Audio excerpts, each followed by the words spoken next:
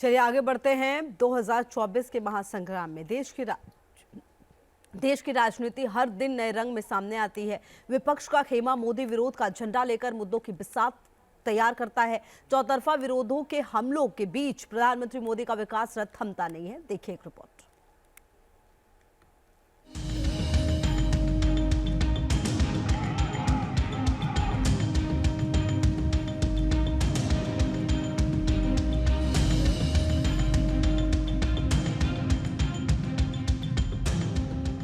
जिस प्रकल्प का शिलान्यास हम करते हैं उसका उद्घाटन भी हम ही करते हैं।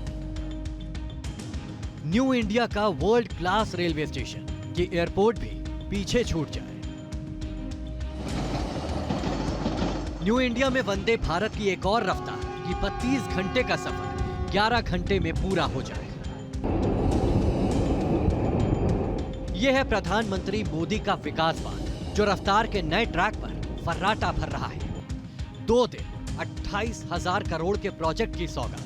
दक्षिण में 2 वंदे भारत एक्सप्रेस की नई रफ्तार। मैसेज लाउड एंड क्लियर है कि मोदी का विकास मॉडल बम बम बोल रहा है। पीएम मोदी हैदराबाद में विकासवाद का एक और अध्याय शुरू करने वाले हैं। महज 7 दिन के अंदर ही देश एक और प्रीमियम ट्रेन वंदे भारत की नई रफ्तार के लिए तैयार है। भारतीय रेल को स्मार्ट बनाने के लिए 11,300 करोड़ की सौगात देंगे। अपनी टीवी स्क्रीन पर जो मॉड्यूल आप देख रहे हैं, कुछ ऐसा बनेगा हैदराबाद का Secunderabad railway station. Railway station को स्मार्ट बनाने की नींव रखेंगे। साथ ही साथ सिकंदराबाद से तिरुपति के बीच वंदे भारत एक्सप्रेस ट्रेन को हरी झंडी दिखाएंगे। 2017 में जिस मिनी बुलेट ट्रेन यानी वंदे भारत एक्सप्रेस का प्रोजेक्ट शुरू हुआ था, वो 6 साल में फुल स्पीड में दौड़ रहा है। किसी के लिए ये कल्पना हो सकती है, मगर प्रधानमंत्री मोदी के लिए ये विकसित भारत की वो आधारशिला है जिसका दावा उन्होंने पहले कार्यकाल में ही किया था और दूसरे कार्यकाल में उसे ट्रैक पर लाकर दिखा दिया। भारत की आधुनिकतम वंदे भारत ट्रेन को रवाना करने का आपने अवसर दिया है। रेलवे के इतिहास में कभी बहुत कम ऐसा हुआ होगा कि एक ही स्टेशन पर इतने कम अंतराल में किसी प्रधानमंत्री का दोबारा आना हुआ हो। लेकिन आधुनिक भारत में नई व्यवस्थाएं बन रही है, नई परंपराएं बन रही है। तेलंगाना में यूं तो साल के आखिरी में चुनाव है, बिसात बिछ चुकी है। केसीआर के गढ़ और ओवैसी के किले में कमल क्रांति के लिए बीजेपी ने कमर कस ली है। और इससे सबसे खास होगा प्रधानमंत्री मोदी की तेलंगाना में दस्तक, जहां विकासवाद का नया शंखनाद होगा। मोदी के असरदार काम का साउथ के किले में आगाज होगा। पीएम मोदी का मिशन तेलंगाना। तेलंगाना में प्रधानमंत्री मोदी का दौरा कितना अहम है, इसका अंदाजा इसी बात से लगा सकते हैं कि हैदराबाद का चप्पा चप्पा मोदी मोदी के पोस्टर से पट चुका है। यह हुंकार उस धरा पर है जहां की सत्ता पर काबिज सीएम केसीआर की मोदी से अदावत के किस्से बहुत मशहूर हैं। पिछली बार जब पीएम मोदी हैदराबाद पहुंचे थे तो केसीआर प्रोटोकॉल के बावजूद एयरपोर्ट पर रिसीव करने भी नहीं आए थे। मगर तेलंगाना में कमल खिलाने के लिए बीजेपी मोदी के नाम और विकास पर कॉन्फिडेंट है कि मोदी आएंगे और बीजेपी का माहौल बनाएंगे। विकास की बात, मोदी का काम। प्रधानमंत्री मोदी अगर राजनीति के अजय योद्धा हैं, तो इसके पीछे उनका विकास वाला विजन ही है। बिना रुके बिना डिगे वो विकासवाद से ही पब्लिक टू पब्लिक कनेक्ट करते हैं। गैर हिंदी भाषा वाले राज्य यानी साउथ में अगर मोदी मोदी की गूंज सुनाई देती है, तो इसके पीछे मोदी का नाम और काम ही है।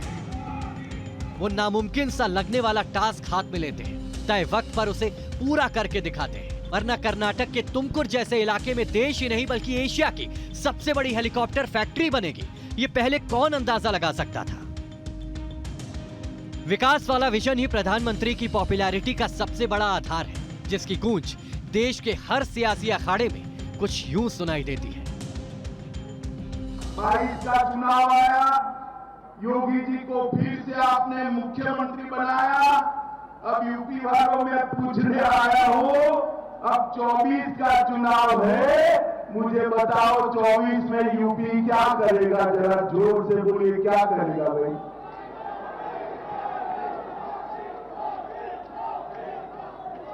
मित्रों, मुझे पूरा विश्वास है ये मोदी के जो नारे लगे ना, ये सिर्फ कौशाम्बी नहीं, सिर्फ यूपी नहीं, यूपी के माध्यम से पूरे भारतवर्ष के अंदर मोदी जी को फिर से प्रधानमंत्री बनाने का संदेश देने वाले। प्रधानमंत्री मोदी का दक्षिण में इंतजार है तो यूपी में बीजेपी के चाणक्य गृह मंत्री अमित शाह की यह हुंकार है। यूपी के कौशाम्बी में अमित शाह ने 24 का शंखनाद कर दिया। बीजेपी के कौशाम्बी महोत्सव और दलित महोत्सव समीकरण के मायने समझिए। दरअसल अखिलेश यादव ने काशीराम की प्रतिमा का अनावरण कर ये मैसेज दिया था कि वो MYD समीकरण को साधने की कोशिश कर रहे हैं। विपक्ष के इसी प्रयोगशाला के जवाब में बीजेपी ने कौशाम्बी का मंच तैयार किया, क्योंकि कौशाम्बी दलित बहुल इलाका है।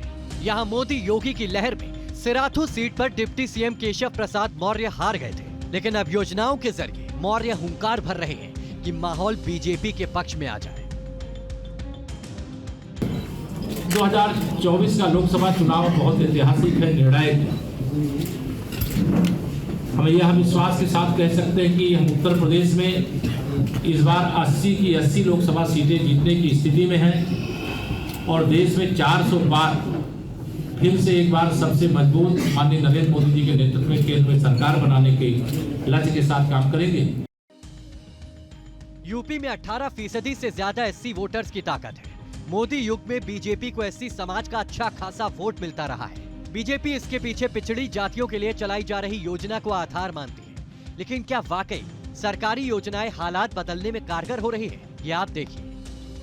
कुछ मिल रहा है? हाँ, मिल रहा है। पेंशन मिलती है हम लोगों को। पेंशन मिलती है? कौन सी पेंशन मिलती है आपको? विधवा। अच्छा, विधवा पेंशन कितना मिलता है? ये हमको मिलता 3000। दरअसल हम ये जानने की कोशिश कर रहे थे कि जो समाज का निचला तबका है, निचले तबके को सरकारी योजनाओं का कितना फायदा मिल रहा है। जो यहाँ की महिलाएं, जिन महिलाओं से हमारी बातचीत हुई, इस दलित बस्ती में जो तमाम महिलाएं थी जिनसे हमारी बातचीत हुई, उन्होंने इस बात को स्वीकारा कि कई ऐसी योजनाएं हैं जिन योजनाओं का सीधा लाभ उनको मिल रहा है। हालांकि इन महिलाओं की शिकायत इस बात से भी है कि सरकार को महंगाई पर काबू पाने की जरूरत है। वीडियो जर्नलिस्ट दीपक राणा के साथ अविनाश सिंह, न्यूज़ नेशन, लखनऊ।